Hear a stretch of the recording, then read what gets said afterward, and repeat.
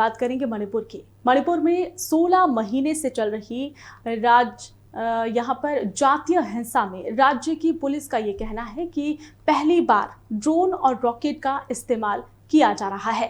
Police का कहना है कि ये गंभीर मामला बनता जा रहा है और इससे हिंसा का रुख बदल रहा है। इस हमलों से अब इस हिंसा में आगे क्या होगा और इससे आम नागरिकों पर क्या असर पड़ा है, आइए जानते हैं। मणिपुर के कांगपोक कम्पी जिला में किडनैप किए गए 2 मैतेई युवाओं को गुरुवार को 11 कुकी लोगों के बदले में रिहा कर दिया गया है। ये बड़ी अपडेट है। ये घटना उस समय सामने आई जब मैतेई समुदाय संयुक्त कार्यवाही समिति यानी कि JAC ने बुधवार को दोनों युवाओं के अपहरण के विरोध में बंद का आह्वान किया था। अब जान लेते हैं मुख्यमंत्री एन बीरेन सिंह ने क्या कुछ कहा है, उन्होंने क्या ट्वीट किया है। ग्राफिक्स पर नजर डालिए, आपको बताते हैं क्या है उनका ट्वीट। मुख्यमंत्री एन बीरेन सिंह ने इस घटना के बाद सोशल मीडिया प्लेटफॉर्म X पर लिखा। 27 सितंबर 2024 को उन्होंने लिखा कि कांगपोक कम्पी में किडनैप किए गए युवाओं को सुरक्षित रूप से मणिपुर जिला में कस्टडी में रखा गया है और लोगों की उन्होंने सराहना की है। उन्होंने उनकी सुरक्षा वापसी सुनिश्चित करने की भी बात की है और साथ ही उन्होंने कहा है कि आपके प्रयास और अत्यधिक मूल्यवान है। एक रिपोर्ट के मुताबिक 11 कुकी लोगों के बदले 2 मैतेई युवाओं को छोड़ा गया है। इस अपहरण की घटना के बाद राज्य में तनाव का माहौल बन गया था और JAC के बंद के आह्वान में स्थिति को और गंभीर कर दिया गया था। हालांकि अब दोनों युवाओं की सुरक्षित वापसी के बाद राज्य सरकार और सुरक्षा बलों ने राहत की सांस जरूर ली है। मुख्यमंत्री बीरेन सिंह ने इस घटना को सुलझाने के लिए किए गए प्रयासों के लिए सभी को धन्यवाद दिया है और भविष्य में ऐसी किसी भी संघर्ष से निपटने के लिए सत्यग्रता बनाए रखने का भी आग्रह किया है। साथ ही आपको बता दें कि थौबल जिला के 3 युवकों का पिछले सप्ताह कांगपोक कम्पी में अपहरण कर लिया गया था। बाद में उन्होंने एक को इसमें से मुक्त करवा दिया गया था, लेकिन अन्य 2 अभी भी लापता थे।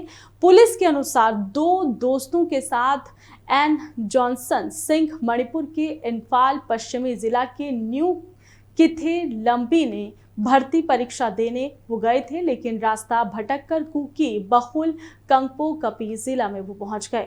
वहीं दूसरी तरफ मणिपुर के उखरूल से भी एक ऐसा ही मामला सामने है। उखरूल में बुधवार को स्वच्छता अभियान के दौरान साफ सफाई के दौरान 2 गुटों में आपस में ही खूनी झड़प देखने को मिली।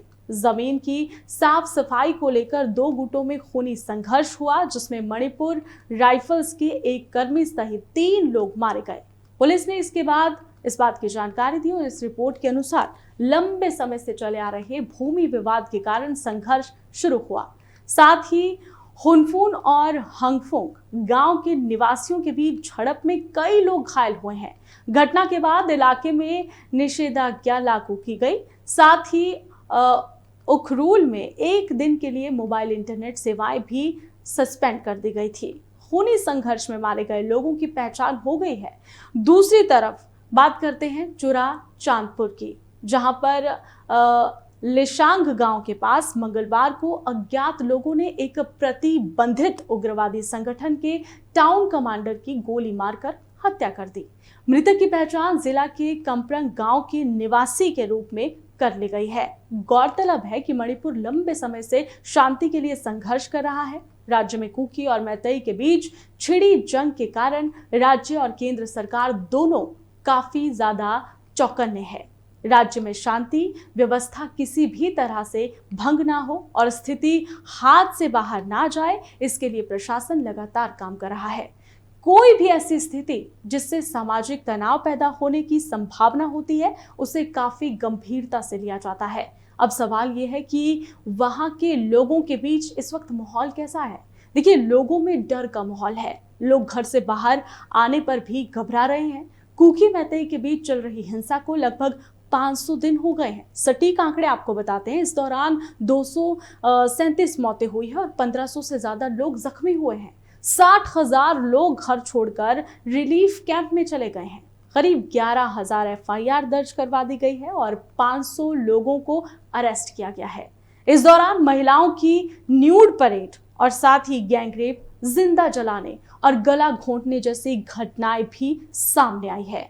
अब भी मणिपुर 2 हिस्सों में बटा है। पहाड़ी जिलों में कुकी है और मैदानी जिलों में मैतेई। दोनों के बीच सरहदें खींची हुई है, जिन्हें पार करने का मतलब है मौत।